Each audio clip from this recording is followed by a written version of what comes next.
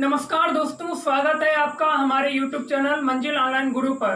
दोस्तों, आज की इस वीडियो में हम लोग देखेंगे इंडियन आर्मी से संबंधित जो एग्जाम होते हैं, तो उनके लिए जो इंडियन आर्मी की तैयारी कर रहे हैं या सेना में भर्ती होना चाहते हैं, तो उन लोगों के लिए मैं दूसरे या तीसरे दिन इस प्रकार के वीडियो अपलोड करता रहता हूं। तो आज का जो वीडियो है, इसमें 20 क्वेश्चन हैं जो अभी से लेकर के जितने भी पहले इंडियन आर्मी से संबंधित या यूपी पुलिस या जितनी भी स्टेट की पुलिस हैं, उनमें क्वेश्चंस पूछे जा चुके हैं। तो आज के जो ये 20 प्रश्न हैं, ये बहुत ही इंपॉर्टेंट प्रश्न है। तो आज की वीडियो को पूरा अंत तक देखिएगा और कहीं पर भी स्किप मत कीजिएगा। और अगर वीडियो अच्छा लगे तो लाइक कर देना, अगर थोड़ा सा हेल्पफुल लगे तो कमेंट कर देना। और इसके साथ ही इस प्रकार के वीडियो और भी अधिक पाने के लिए हमारे चैनल को भी सब्सक्राइब कर देना। तो शुरू करते हैं आज के वीडियो को। तो आज का जो पहला प्रश्न है वो ये है कि पायराडॉक्सिन किसका रासायनिक नाम है। पायराडॉक्सिन किसका रासायनिक नाम है। तो आपने विटामिन पढ़े होंगे, विटामिन कितने प्रकार के होते हैं, उनके केमिकल नेम भी पढ़े होंगे। तो पायराडॉक्सिन जो है ये विटामिन B6 का रासायनिक नाम है। किस विटामिन का? विटामिन B6 का रासायनिक नाम है। फ्रेंड्स, आप लोगों को पता होगा, अगर आप लोगों ने कॉम्पिटिटिव एग्जाम्स दिए होंगे तो आपको पता होगा कि इस प्रकार के प्रश्न बहुत ज्यादा पूछे जाते हैं। जैसे कि विटामिन B12 बहुत ज्यादा बार पूछा गया है। विटामिन B12 का जो रासायनिक नाम होता है वो होता है साइनोकोबाल्मिन। ठीक है, तो इस प्रकार के विटामिन से संबंधित प्रश्न पूछे जाते रहते हैं। तो आज का दूसरा प्रश्न है, संचायक बैटरियों में किसका प्रयोग होता है। तो संचायक बैटरियां जो होती हैं उनमें जस्ता का प्रयोग किया जाता है। किसका प्रयोग किया जाता है? जस्ते का प्रयोग किया जाता है।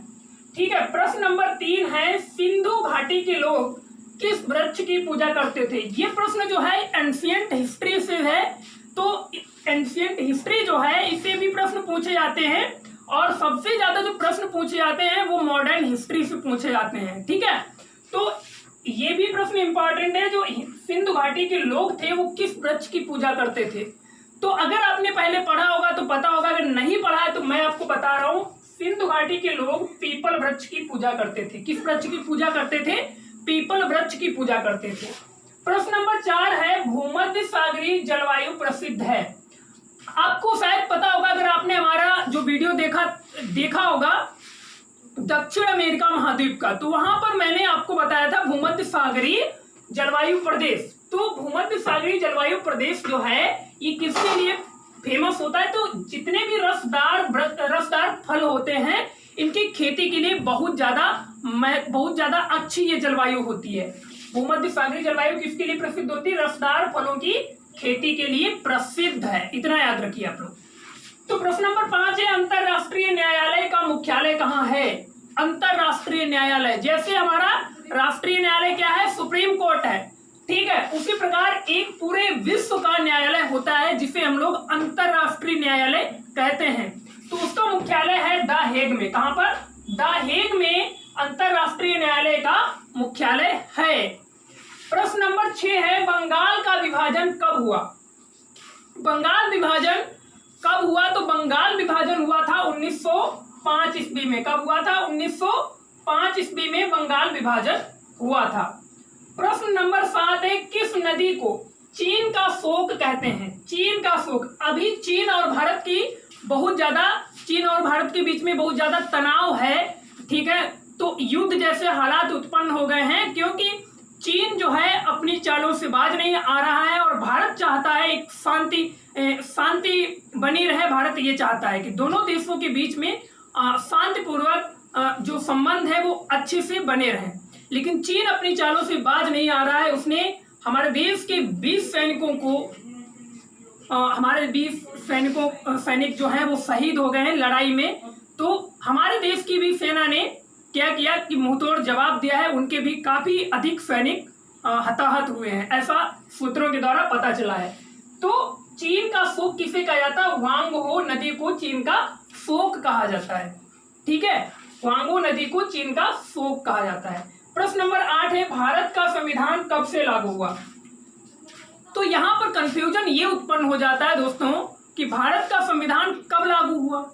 एक तो आपके मन में तुरंत आ जाएगा 26 नवंबर 1949, फिर 26 जनवरी 1950।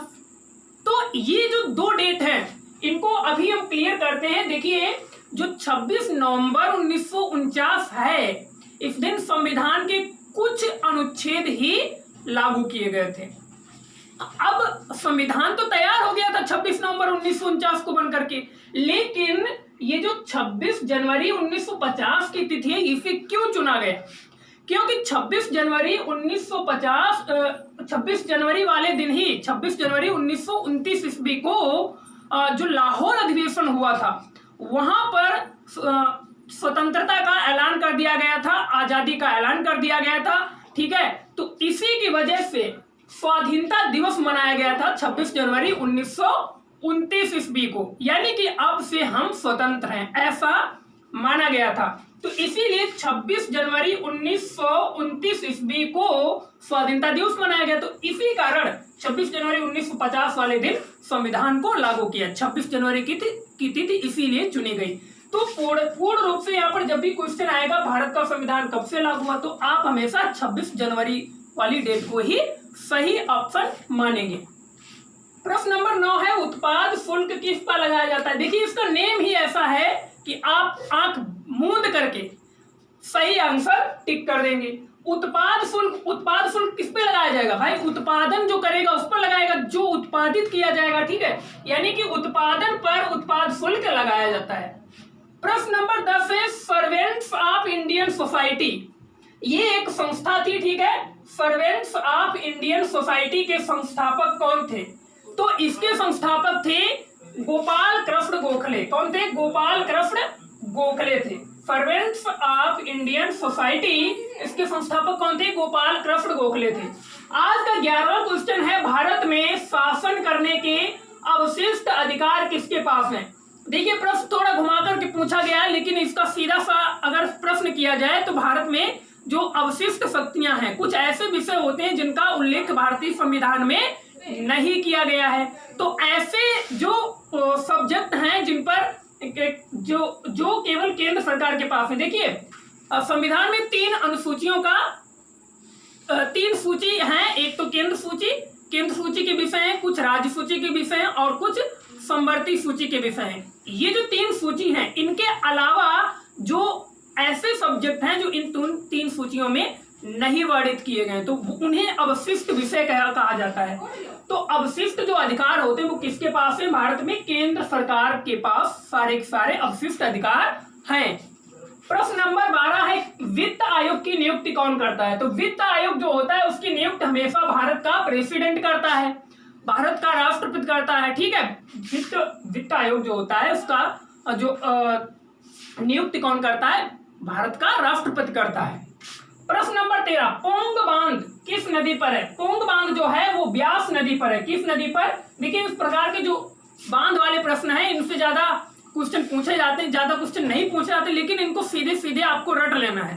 पोंग बांध ब्यास नदी पर है, इस तरीके से आपको रट लेना है, क्योंकि अगर ये क्वेश्चन पूछा गया तो आपका 1 नंबर छूटना नहीं चाहिए। प्रश्न नंबर 14 है कौन सा राज्य सदाबहार चंदन के लिए प्रसिद्ध है? चंदन आप सबने सुना होगा, लेकिन एक सदाबहार चंदन होता है, लेकिन सदाबहार चंदन कहां पर है? कौन सा राज्य सदाबहार चंदन के लिए प्रसिद्ध है? तो वो आपका आंसर है कर्नाटक। जो कर्नाटक राज्य है वहां पर सदाबहार चंदन बहुत ही अधिक मात्रा में पाए जाते हैं। तो प्रश्न 15 है खाना पकाने की जो गैस होती है वो किन 2 गैसों का मिश्रण है? खाने पकाने वाली गैस जो गैस सिलेंडर में हम लोग भराते हैं, गैस सिलेंडर लेते हैं खाना पकाने के लिए, उसमें गैस जो होती है वो किन 2 गैसों का मिश्रण है? वो कोई एक गैस नहीं होती है। तो उसमें होता है ब्यूटेन और प्रोपेन। कौन कौन सी गैसें होती हैं? एक ब्यूटेन और प्रोपेन। ठीक है, तो ब्यूटेन और प्रोपेन गैसों का मिश्रण है एलपीजी।